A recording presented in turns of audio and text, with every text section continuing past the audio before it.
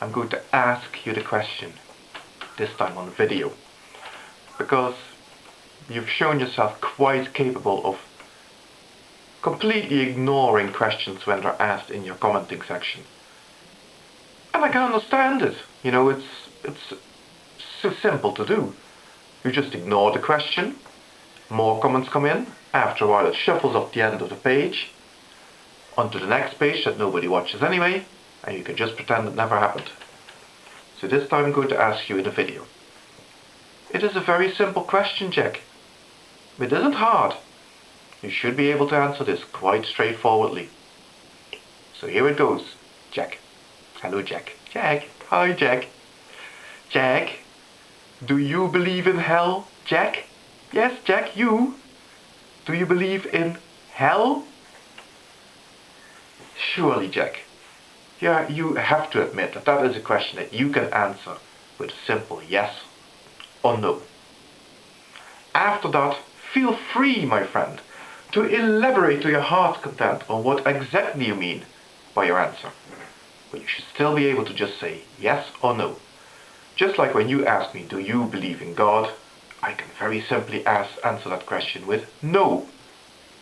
And after that, I'll be quite happy to elaborate that I accept that the idea of a God is conceivable, and so on and so forth, yada yada yada yada yada. But if you ask me, do you believe in Yahweh? My answer has to, of course, be no.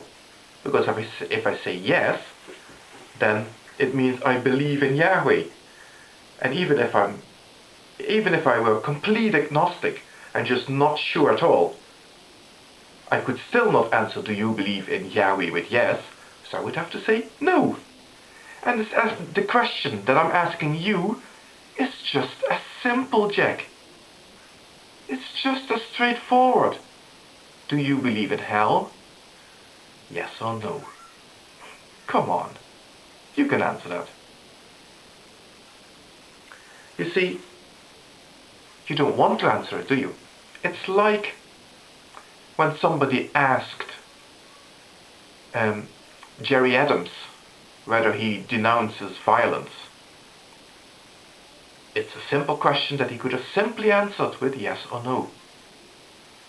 But the little mind start working overtime. You can just see him going there with his beard and behind his little glasses, and he's going like, oh, if I say yes and then I say no, and they waffle and waffle and waffle and waffle and waffle and never give you a straight answer. Do you think anybody buys that?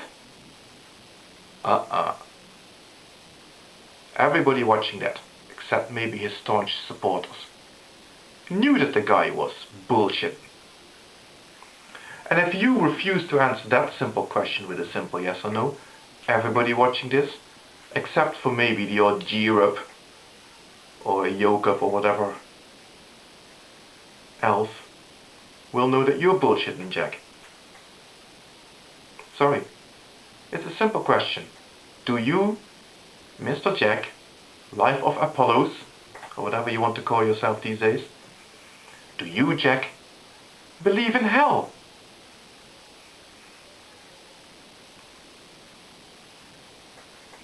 Go on. Give us the answer, Jack. And you know, of course, that if you say yes, that opens a whole can of worms, doesn't it, Jack? It sure does. Because, you know, it means that you, Jack, believe that some people, otherwise there's no point in there being a hell, some people will end up in hell. For whatever reason, they'll end up there. They will suffer eternally. Also, that is God's will. Now surely you're not going to tell me that you would disagree with God's will, would you, Jack? Being such a believer in your God. No. You wouldn't disagree with that, would you? So you agree that it would be right for those people to suffer eternally. It's not very pleasant, Jack. It's not a very, very pleasant attitude to have. And that is why I find it so amusing, Jack, to see you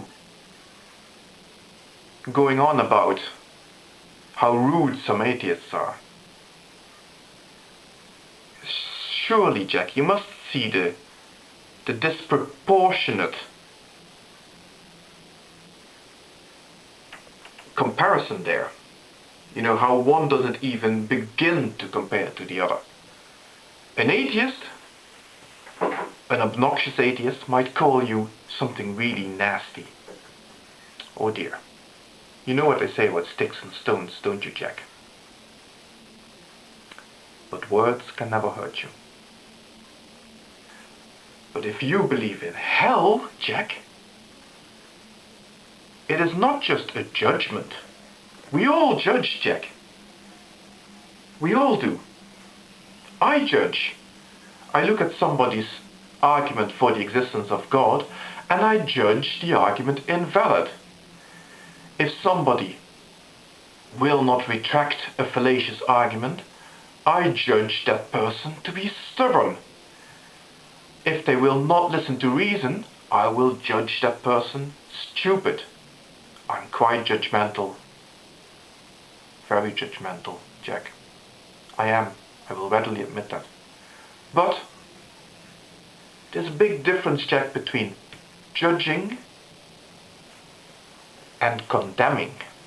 Condemning, Jack, means that you desire for a person to be punished as a consequence of your negative judgment. You see what I mean? And if you feel that it is just for some people, for whatever reason, to go to hell, and even if you only feel that way because you know that your God in its mysterious wisdom has judged them that way, that is not something you can hide behind, Jack. You are a free man. You are free to disagree with God, if you so choose. Regardless of the consequences that you feel it might have for you, you have that freedom, Jack. And you have the freedom to judge God and judge God's condemnation of people to eternal suffering, again, if you believe in hell, to be unjust. But you might not do that, in which case you agree with that condemnation. Don't you, Jack? Such a can of worms, isn't it, being opened by simply saying, yes, I believe in hell. But if you say no, what does that make you? Does that make you an agnostic? Heaven forbid.